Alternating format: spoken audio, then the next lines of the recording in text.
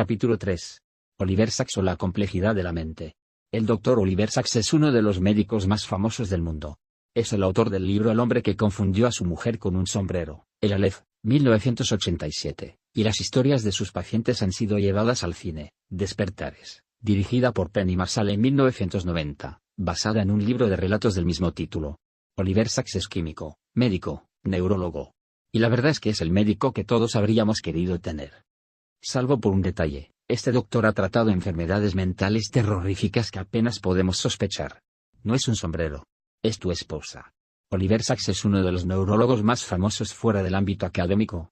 Además, se ha revelado como un narrador sorprendente que transforma la exploración científica en obras literarias de profundo calado humano. Oliver Sacks nació en Londres, en el seno de una familia de doctores, químicos y maestros que le inculcaron desde pequeño la importancia de la curiosidad, la experimentación y la lectura. Su fascinación por el mundo natural le condujo a estudiar medicina en Oxford y neurología en Los Ángeles. Desde 1965 vive en Nueva York, donde escribe, enseña y atiende a sus pacientes. El Dr. Sacks empatiza con su paciente, comparte su vida, es atento, intuitivo, perspicaz. Así consigue describir al enfermo como una persona atrapada en una enfermedad, y su lucha, como la necesidad de preservar la identidad. Los lectores que no hayan leído los libros citados seguramente querrán saber, en primer lugar, qué le ocurría al hombre que confundió a su mujer con un sombrero. Este hombre era un gran músico, un gran cantante, explicó el Dr. Sacks en redes. Y ocurrió que la parte visual de su cerebro empezó a degenerar y empezó a tener problemas para reconocer por la vista lugares y personas. Sin embargo, tan pronto como hablaban, las podía reconocer, y también lo conseguía si las tocaba. Pero empezó a cometer errores visuales absurdos. Y en una ocasión, cuando alzó la mano para ir a coger el sombrero, le tocó la cabeza a su mujer. Ese fue su error. Un error absurdo y famoso. Este hombre intentó generar un método para solventar un grave problema. Hasta cierto punto, pudo reemplazar el reconocimiento visual por el reconocimiento musical. No podía encontrar su ropa, pero si cantaba y componía un fragmento musical, lo conseguía. Este es un ejemplo del mecanismo de supervivencia del cerebro. La persona que tiene un problema se adapta y encuentra otras maneras de hacer las cosas. Nuestro cerebro nos engaña. Cuando recordamos y cuando pensamos en nosotros mismos, cuando soñamos y cuando percibimos la realidad que nos rodea, nuestro cerebro nos engaña. Nuestro cerebro finge, adultera y falsifica. Pero tiene buenas razones para hacerlo. Nuestro cerebro es un dispositivo fruto de la selección natural y está dedicado al servicio de un organismo vivo, nosotros. ¿Y cuál es la meta de todo organismo vivo? La supervivencia. Nuestro cerebro tiene un solo objetivo, nuestra supervivencia a toda costa. Y a veces, para conseguirlo, es capaz de suplir la información que le falta por fantasías y fabulaciones. Lo importante es que la información no nos falte, aunque parte de ella no sea exacta. Lo importante es que la realidad se nos presente con un sentido completo y coherente, que creamos que todos nuestros comportamientos están bajo nuestro control, que nuestra memoria parezca un reflejo de lo ocurrido. Para nuestro cerebro es más importante contarnos una historia consistente que contarnos una historia verdadera. El mundo real es menos importante que el mundo que necesitamos. Fíjese en la figura que insertamos a continuación. Las líneas son paralelas. ¿Usted las ve paralelas?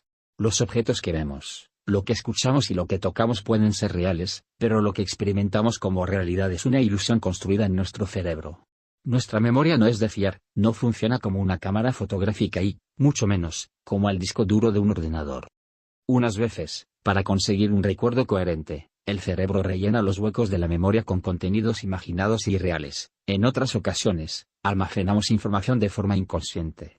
A veces, cuando esta información inconsciente sale a la superficie, nos parece algo maravilloso y sobrenatural. La actitud, la emoción, la imaginación y lo vivido, todo ello influye en nuestros recuerdos. Lo cierto es que vivimos en un mundo construido por nuestro cerebro y, por nuestro bien, unas veces nos muestra cosas que no están y otras, nos esconde cosas que sí están. El poder de la música y el misterio de la bacteria mutante. En los textos de Oliver Sacks hay referencias constantes a la música. Al parecer, incluso en el cerebro más dañado, la música es lo último que se pierde. Sí. El cerebro sintoniza especialmente con la música, incluso en personas de las llamadas poco musicales. Crecemos en un entorno en el que hay música por todas partes, ya sea música popular o sofisticada, jazz, música clásica. Todos hemos crecido en un entorno musical, y el cerebro es muy sensible a la música. La música está presente en todas las culturas, Y es importante en todas ellas, es importante para la persona. Yo me volvería loco si no tuviera mi piano, si no pudiera tener música. La música, además, tiene un gran poder organizativo, y esto se aprecia a menudo en las canciones de los niños. En el Reino Unido, por ejemplo, aprendemos la canción que dice, one, two, bucle mais soe, 1 y 2, ata el zapato. Son frases que pueden recordarse si se organizan con música. La gente recuerda toda la letra de una canción si va acompañada de la música. A menudo la gente con afasia, que ha perdido el lenguaje, puede mantener el lenguaje si éste se aplica a la música. En la actualidad, Oliver Sacks está trabajando en textos en los que habla de personas que tienen alucinaciones musicales. Sus protagonistas son individuos que, de repente, escuchan música con tal viveza que creen que alguien ha encendido la radio, que hay alguien tocando el piano en el cuarto de al lado. Estas personas están realmente enfermas, porque no imaginan la música, sino que creen que la perciben verdaderamente. La primera experiencia terapéutica del Dr. Sacks con la música se describió en su maravilloso libro Despertares. Entonces fue cuando Sacks entrevió la posibilidad de usar la música para reconstruir los cerebros de sus pacientes. En ese libro se describía a personas sin movimientos, congelados, no podían moverse ni dar un paso. Pero podían bailar. Y se presentaba a pacientes que no podían emitir ni una sola sílaba. Pero podían cantar. Yo sabía que la música, al parecer, de alguna manera y al menos durante algunos minutos, sobrepasaba el mal de Parkinson y liberaba a los pacientes, les permitía el movimiento libre. A veces se podía ver incluso que cuando se imaginaban la música, también podían funcionar de una manera similar, solo pensando en ella, superaban en parte sus impedimentos. Y todo cambiaba con la música, las ondas cerebrales cambiaban y había un cambio neurológico profundo. Esto lo analicé primero con personas que padecían Parkinson y luego con otras que estaban como congeladas, con las personas de Despertares. Entre 1918 y 1926 5 millones de personas en todo el mundo se contagiaron de manera fulminante de una misteriosa enfermedad identificada por primera vez por el médico austriaco Konstantin von Economo, y cuyo origen resultaba desconocido. Se llamó encefalitis letárgica. Un tercio de los afectados murió, otro tercio se recuperó, y el otro quedó confinado de por vida a una existencia terrible, en un estado de completa apatía y inmovilidad. Se había producido en estas personas un daño en la parte del cerebro que regula el movimiento, de manera que los enfermos caían en un aletargamiento crónico. Algunos de ellos sobrevivieron durante muchos años, conservando sus facultades mentales pero incapacitados totalmente para moverse. 40 años más tarde, aún vegetaban olvidados en hospitales de todo el mundo. Un médico, Oliver Sacks, logró lo impensable en un hospital de Nueva York en el verano de 1969. Descubrió que eran capaces de recuperar durante breves momentos la coordinación motora, a pesar de su aparente desconexión con el mundo real. Y se le ocurrió probar algo nuevo, una nueva sustancia, la levodopa. En aquellos años era una novedad y había comenzado a estudiarse porque resultaba bastante eficaz en los tratamientos del Parkinson. El Dr. Sacks decidió proporcionársela a los enfermos de encefalitis letárgica.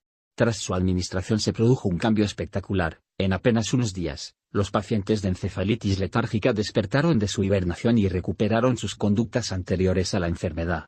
Para ellos era como si el tiempo no hubiera transcurrido, conservaban intactos sus hábitos, sus recuerdos y, en definitiva, su personalidad. La música representó una ayuda inestimable en este despertar, ya que los transportaba literalmente a su vida anterior, muchos años atrás, y recuperaban la personalidad que durante tanto tiempo había permanecido dormida. Sin embargo, los pacientes tuvieron que afrontar que habían pasado más de 40 años en ese estado de hibernación. Muchos de ellos no pudieron subir emocionalmente a la dura realidad y, a pesar de seguir tomando la medicación, cayeron de nuevo en la rigidez de su enfermedad. Otros comenzaron a sufrir ciertos efectos secundarios, como hiperexcitación en sus movimientos y conductas exageradas. Cada paciente reaccionaba a la droga según su naturaleza. Ninguno de ellos logró una recuperación completa, aunque algunos fueron capaces de recobrar un cierto grado de relación con su entorno más cercano. La mayoría volvió al estado letárgico anterior al tratamiento de levodopa.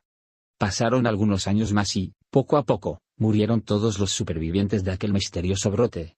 Solo 80 años después, a principios del siglo XXI, se ha logrado identificar el agente causante de la encefalitis letárgica. Se trata de una simple mutación de una bacteria común, el Streptococcus pneumoniae, cuya forma original solo causa infecciones de garganta. La belleza y el orden de los elementos. El mundo del joven Oliver Sacks era la química, pero su profesión le condujo a mantenerse extremadamente cerca de los pacientes y de sus emociones. De ahí nació su obsesión por la neurología. Según su relato, cuando era casi un muchacho, Solo se ocupaba de los objetos, la química. Después se interesó por el mundo de las plantas. Bueno, al menos las plantas ya están vivas, son organismos, y se puede tener sentimientos hacia las plantas, aunque probablemente ellas no tengan sentimientos hacia nosotros. Posteriormente comenzó a interesarse por la zoología y por los animales, y, finalmente, por los seres humanos. Fue un proceso muy lento. Ese primer interés por la materia, por la física y la botánica, todavía los siento en el interior, y dentro de la química. La historia de la química y las biografías de sus personajes me fascinaban. Por ejemplo, el tungsteno era un elemento que me gustaba mucho. Lo descubrieron en España dos hermanos vascos, los Eluyar, en 1783. Sí. Siempre me ha interesado el aspecto humano de la ciencia y la tecnología. Lo más interesante en el Dr. Oliver Sacks, o uno de los aspectos más interesantes de su figura, es el modo en que percibe el mundo y cómo entiende los objetos como procesos y representaciones de un orden general. El tungsteno o wolframio me encanta. Me encanta su densidad. Por algún motivo, creo que es un metal maravilloso y noble. Quizá estos pequeños cilindros de tungsteno que tengo en mi biblioteca seguirán aquí dentro de 1000 millones de años. El tungsteno será un superviviente. Y ya sea en las personas, las plantas o los elementos, me gustan los supervivientes. Con los helechos le ocurre otro tanto, admite que no tienen la hermosura de otras plantas y flores, pero los helechos están en nuestro mundo desde hace miles de millones de años y se han convertido, para él, en una representación del poder de la vida. Pero decir que el mundo de la química está vinculado estrechamente a Oliver Sacks no es un modo de hablar. Cuando el equipo de redes estuvo grabando el programa en su domicilio de Nueva York, uno de los redactores se vio precisado a utilizar el lavabo, y regresó de ahí asombrado. Es la primera vez en mi vida que veo en un lavabo una tabla periódica. Oliver Sacks comentó, bueno. Si vas a mi dormitorio, verás que tengo una tabla periódica enorme sobre la cama, y una colcha de patchwork que dice, durmiendo bajo los elementos. Se refiere, naturalmente, a los elementos de la tabla periódica. Quisimos saber qué ocultaban en el fondo estas representaciones y esta estrecha vinculación de la vida de Oliver Sacks a la materia y a los elementos químicos. Tal vez se tratase de buscar cierta confirmación o seguridad de que existe una especie de orden en el caos. Cuando era un niño, durante la guerra, me enviaron al campo, como a muchos otros niños de mi generación, nos confesó el Dr. Sacks. Me separaron de mi familia y de Londres. El colegio al que iba era caótico y cruel. No te podías fiar de nada, todo era impredecible. Entonces, cuando regresé a Londres, un tío mío me introdujo en el mundo de la química. Lo llamábamos el tío tungsteno, porque fabricaba filamentos de tungsteno para las bombillas. También me enseñó la tabla periódica y me inculcó un sentido de orden en el universo. Al menos, uno podía fiarse de eso. El ser humano siempre ha sentido curiosidad por la materia que nos rodea y nos constituye. Durante mucho tiempo se pensó que todo estaba formado por la combinación de 4 elementos básicos, la tierra, el aire, el fuego y el agua. Más adelante se comprobó que la materia era más compleja y que las sustancias elementales no solo no eran estas 4 sino que había muchas más. Y fue necesaria una ordenación que facilitase su comprensión y utilización. Fue necesaria la construcción de la tabla periódica. La tabla de los elementos es una herramienta imprescindible que permite organizar una inmensa cantidad de información química y predecir las propiedades de los elementos. Pero no es solo eso, su orden y simetría reflejan la estructura profunda de la materia, la arquitectura de los átomos que la constituyen. Así, la posición de cada elemento depende del número de electrones que tienen sus átomos. El hidrógeno tiene 1, el helio, 2, el litio tiene 3, etc.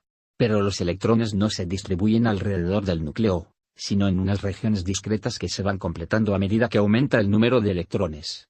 Cada una de ellas tiene un determinado nivel de energía y puede albergar un número limitado de electrones. Esa distribución electrónica es la verdadera piedra angular de la tabla.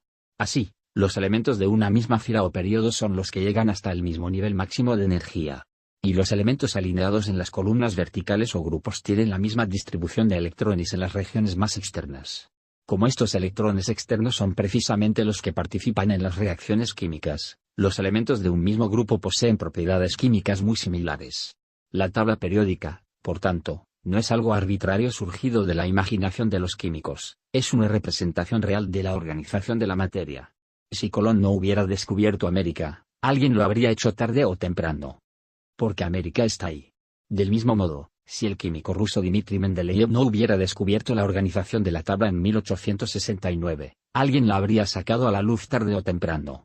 Oliver Sacks observa los elementos, la materia, los minerales, los gases, desde un punto de vista muy extraño, casi emocionalmente y vinculados estrechamente a la vida humana. Por ejemplo, tiene una colección de lámparas que se iluminan de un modo distinto dependiendo del material de combustión. Añoro mucho las antiguas luces de gas. Con su preciosa luz algo amarillenta. Hace 100 años no estaba claro si vencería el gas o la electricidad.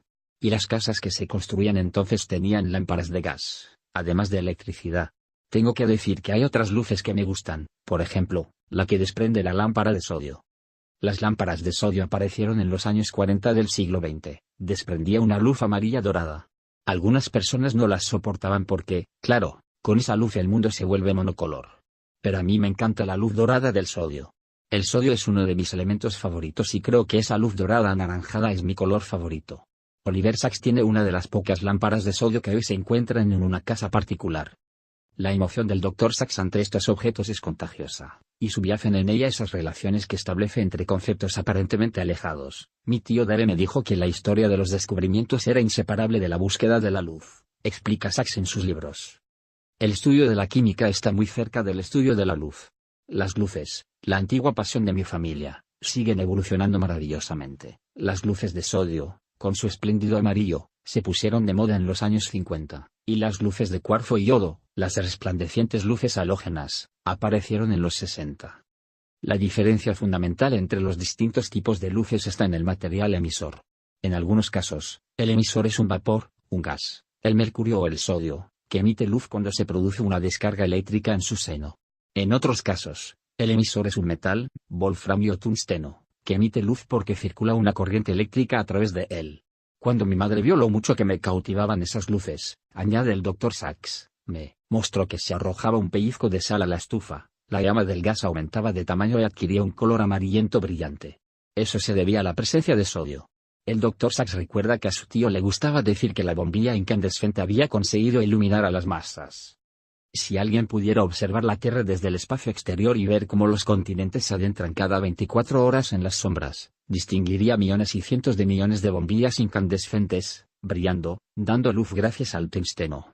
Entonces sabría que el hombre, por fin, había conquistado la oscuridad. El hombre que nunca estuvo ahí. En un artículo reciente, Oliver Sacks decía literalmente, daba por supuesto que los recuerdos que tenía, especialmente los que fueron vívidos, concretos y circunstanciales, eran esencialmente válidos y fiables. Y para mí fue traumático descubrir que algunos no lo eran. ¿Es posible que nuestro cerebro nos haga creer que hemos vivido lo que no hemos vivido? ¿Es posible tener recuerdos de situaciones que solo hemos imaginado? ¿Tanto poder tiene nuestro cerebro y tanto puede engañamos? Oliver Sacks nos contaba una preciosa historia al respecto. En mi autobiografía describí 2 recuerdos muy vivos sobre las bombas que explotaron en Londres cuando yo tenía 6 años. Uno de estos recuerdos se lo describí a un hermano mayor cuando el libro ya había sido publicado, y él me dijo, sí, es exactamente como yo lo recuerdo. Del segundo recuerdo, las bombas que habían caído en nuestro jardín trasero, me dijo, tú nunca lo viste. Y yo dije, ¿qué quiere decir que nunca lo vi? Y él dijo, en aquel momento no estábamos en Londres. ¿Cómo puede ser? Le dije, mira. Puedo ver ahora mismo cómo caían las bombas y a nuestro hermano mayor, que trae cubos de agua, y las bombas que explotaban con metal caliente. ¿Cómo puede ser que lo vea con esa nitidez? Y él me dijo, porque nuestro hermano mayor nos escribió una carta con una descripción muy viva. Y añadió que yo había quedado fascinado por su descripción. O sea que es obvio que en mi mente, de forma inconsciente, construí la escena a partir de su descripción, y luego me la apropié, y la consideré erróneamente un recuerdo propio. Ahora lo sé, intelectualmente soy consciente de ello, pero, aún así, no puedo distinguir el recuerdo verdadero del recuerdo falso, llamémoslo así. En cuanto a su carácter, el uno parece igual que el otro. Creo que esto demuestra tanto la fuerza como la debilidad de la memoria y de la imaginación humanas, hacernos cosas sin saber a menudo de qué fuentes proceden. ¿He vivido realmente lo que creo que he vivido? ¿He vivido lo que recuerdo como vivido? ¿O lo he oído, o lo he leído? Todo lo que se sabe es que nos parece real y es una parte de nosotros mismos. Ahora sabemos que nuestro cerebro nos engaña incluso cuando se trata de nuestras propias vivencias. Y las preguntas se acumulan. ¿Cayó el mito de la memoria humana como sistema fiable de almacenamiento de datos, como miles y miles de fotografías multimedia de la realidad vivida? El cerebro reconstruye los sucesos reales, los reinventa y los reposiciona. Al recordar, acuden a la conciencia aspectos asociados a la realidad que nunca ocurrieron. La neurología ha conseguido seguir los pasos de consolidación de un recuerdo, desde la entrada de un suceso en la memoria a corto plazo hasta su establecimiento en la memoria a largo plazo. El hipocampo es la región del cerebro encargada de procesar la información para que llegue a las distintas zonas de la corteza, donde se almacena. Allí queda distribuida en las modalidades sensoriales implicadas: visual, olfativa, acústica. Hasta hace poco tiempo se pensaba que, una vez allí, en la corteza cerebral, los recuerdos se fijaban y no tenían la fragilidad de la memoria a corto plazo. Sin embargo, numerosos estudios con animales de laboratorio han mostrado que la inestabilidad y la flexibilidad son propiedades intrínsecas de la memoria, y no solo de la memoria a corto plazo, y que el recuerdo implica un proceso de reconsolidación. La recuperación de un recuerdo pasa porque la información almacenada vuelve a su estado lábil. Es una nueva vivencia del momento pasado, pero en un estado mental distinto al del instante del suceso rememorado. El recuerdo puede entonces reconsolidarse y su forma puede ser distinta, puede atenuarse, reforzarse o incluso desaparecer. En este proceso de reconsolidación intervienen también el hipocampo y la corteza prefrontal derecha. A escala bioquímica, sabemos que se trata de una cascada de reacciones que conduce finalmente a ciertas alteraciones en el número e intensidad de las conexiones entre las neuronas. En estas conexiones, llamadas sinapsis, y en su mayor o menor fuerza, están codificados los recuerdos y su dinámica vida a lo largo del tiempo. Oliver Sacks, junto a otros neurólogos, han revisado las ideas que teníamos a propósito de la memoria humana. No aceptan, por ejemplo, la idea tradicional según la cual la memoria es simplemente una especie de registro de los datos de la experiencia cotidiana en el córtex. Para estos especialistas parecía evidente que la memoria no es la experiencia inscrita y fosilizada en el córtex. Sí. Así es. Un buen colega mío habla del frágil poder de la memoria. De hecho, no hay dos personas que describan un suceso de la misma manera. ¿Parece increíble? No lo es. Los testigos de un delito o de un crimen ofrecen versiones distintas. Todos ellos han estado ahí, presentes, y ninguno de ellos miente, pero ven las cosas desde perspectivas diferentes, establecen sus propias asociaciones y tienen sus propias emociones respecto a lo que han visto. El Dr. Sacks nos recordaba que estas divergencias en los testimonios habían intrigado a Sigmund Freud en los años 90 del siglo XIX, cuando muchos de sus pacientes describían sus sufrimientos a raíz de fienos abusos sexuales durante su infancia. Al principio consideró que se trataban de verdades históricas, literales, pero después empezó a preguntarse si la imaginación o la fantasía no habían intervenido. Comprendió lo que sucedía cuando la gente comenzó a relatarle historias extravagantes y le aseguraban que habían sido abducidos por extraterrestres o habían sido transportados a naves espaciales. Si tuviéramos memorias fotográficas, las cosas resultarían más fiables, pero seríamos como máquinas. La flexibilidad, la resistencia, la incertidumbre, y esa especie de aventura y riesgo que es la existencia humana, están en el interior del sistema nervioso humano, o en el sistema nervioso animal, y forman parte de la naturaleza de la vida.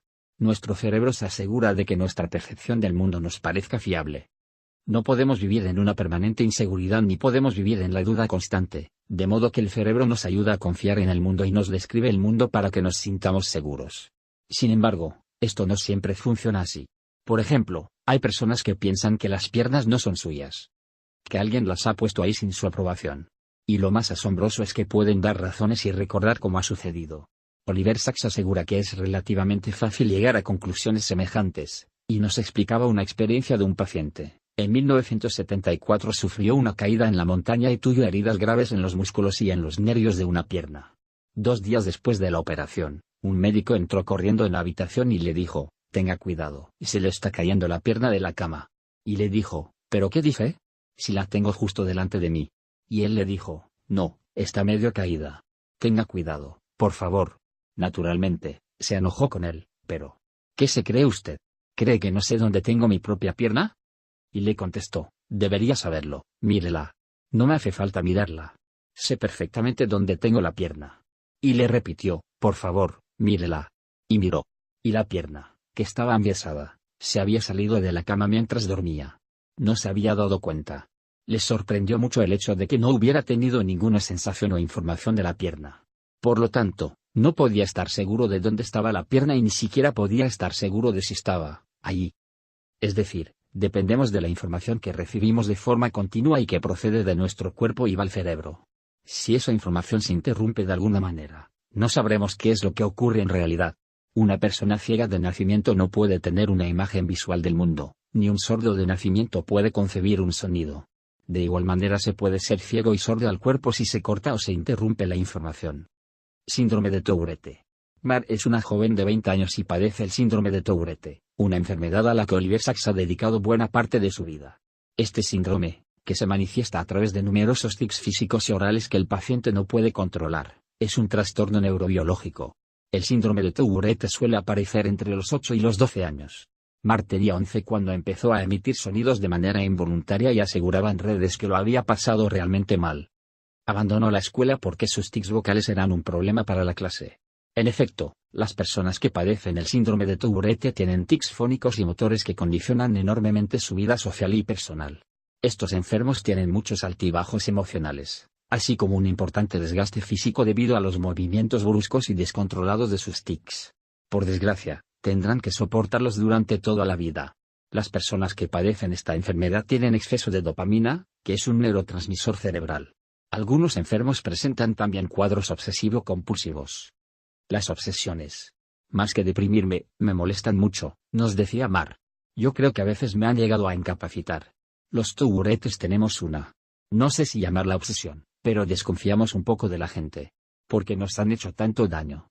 Oliver Sacks, después de observar durante 20 años a muchos Tourettes, cree que el síndrome no es solo una enfermedad, sino un modo de ser para muchos individuos. ¿Qué significa esto exactamente? Significa que nuestra joven Mar puede ser Mar o puede ser otra persona sin el síndrome de Tourette.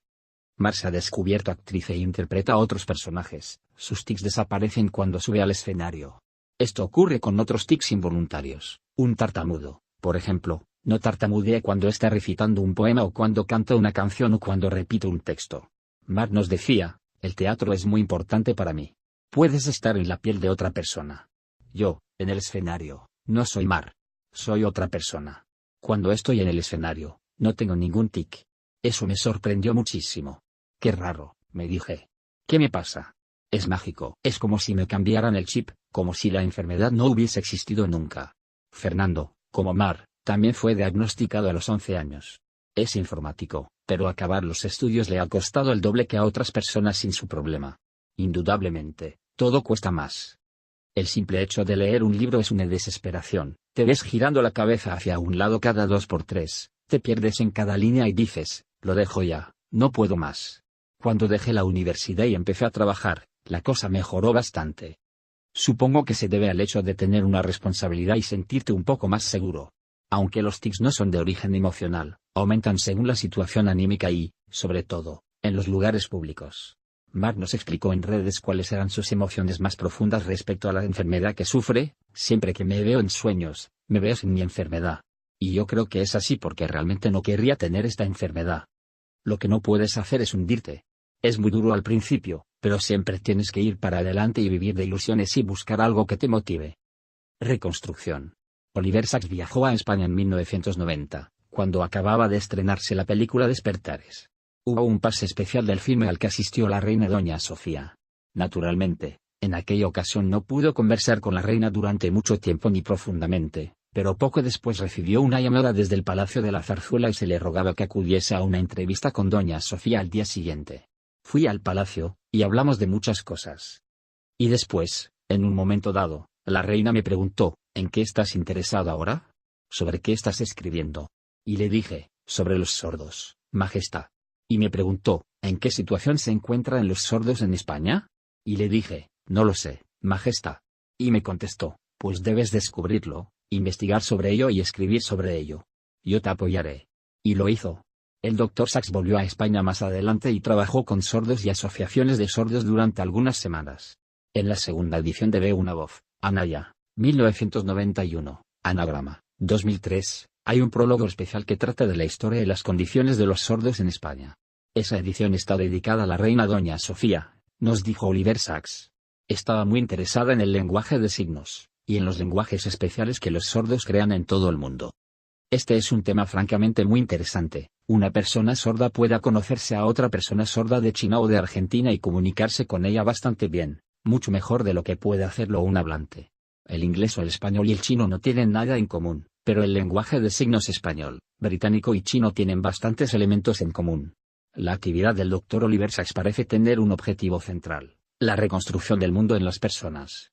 La memoria, la percepción, el habla o la comunicación pueden verse afectadas por enfermedades neurológicas o por otros procesos, y es necesario que los individuos puedan conformar un mundo mejor. Él mismo aplica estos fundamentos en su propia vida. Comenzó a escribir a una edad muy temprana, cuando era muy joven y, como Picasso con sus pinturas, no cesaba en la práctica constante y en la producción constante de escritura. Desde los 12 o 14 años, Sachs sintió la necesidad de escribir. Para mí, la experiencia tiene que continuar siendo explorada por medio de la escritura. Ha escrito diarios durante los últimos 60 años. Alguien los contó y la cifra alcanzaba los 650 volúmenes. Llevar un diario constituye para mí una actividad esencial.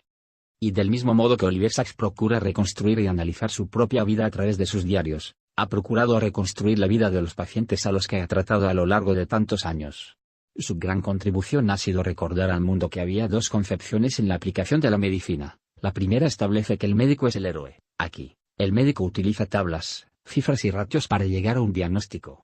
En la segunda opción, el verdadero héroe es el paciente. Lo que interesa es ayudarle a reconstruir su mundo. El primer acto médico, por supuesto, es determinar qué está sucediendo, hacer un diagnóstico para poder hacer algo. Por supuesto, no siempre se puede actuar con un análisis paciente y a largo plazo. Depende de los casos. Una vez, cuando trabajaba en un geriátrico, oí un sonido horrible. Era un hombre que padeció un ataque mientras comía, se había atragantado con un muslo de pollo. El análisis y la paciencia no habrían funcionado, la única manera de salvar su vida era coger un cuchillo y hacer una traqueotomía. Y eso fue lo que hice. Pero la mayoría de los casos que yo estudio son de otro tipo, y se puede trabajar de otro modo. En mi trabajo habitual trabajo con personas que han de enfrentarse con algo que les ha sucedido, o que quizá arrastran desde el nacimiento, y es por eso que la reconstrucción de su vida se convierte en algo absolutamente fundamental. Por ejemplo, he tratado a un artista que había perdido de repente toda percepción del color y toda la capacidad de imaginarlo, debido a un golpe en la cabeza y quizá también a una embolia en la parte visual de su cerebro. Mi primer pensamiento fue, ¿existe alguna manera de restaurar el color para él o de entrenar a otras partes de su cerebro a construir el color? Parecía que no había ninguna manera de hacerlo, de manera que, básicamente, le ayudamos no solo a aceptarlo, sino también a sentirse creativo y feliz en un mundo en blanco y negro. Es cierto que hay 200 millones de personas que padecen gripe y pueden curarse con una aspirina. Y cientos de miles de personas se romperán un brazo o una pierna y sanarán con una escayola y un analgésico. Pero también hay personas que sufren una embolia o un golpe y su vida se transforma en un mundo en blanco y negro. Hay personas que confunden a su mujer con un sombrero. Hay personas que no saben dónde está su pierna. Hay taburetes que hacen cosas que no quieren hacer. Hay personas que recuerdan sucesos que nunca vivieron. Estas personas necesitan reconstruir sus vidas. Entonces se necesita afrontarlo de un modo paciente y pausado, nos decía el Dr. Sachs. Para reconstruir la vida de esas personas es necesario escucharlas y apreciar las cualidades personales del paciente. Y eso es lo que me gusta hacer.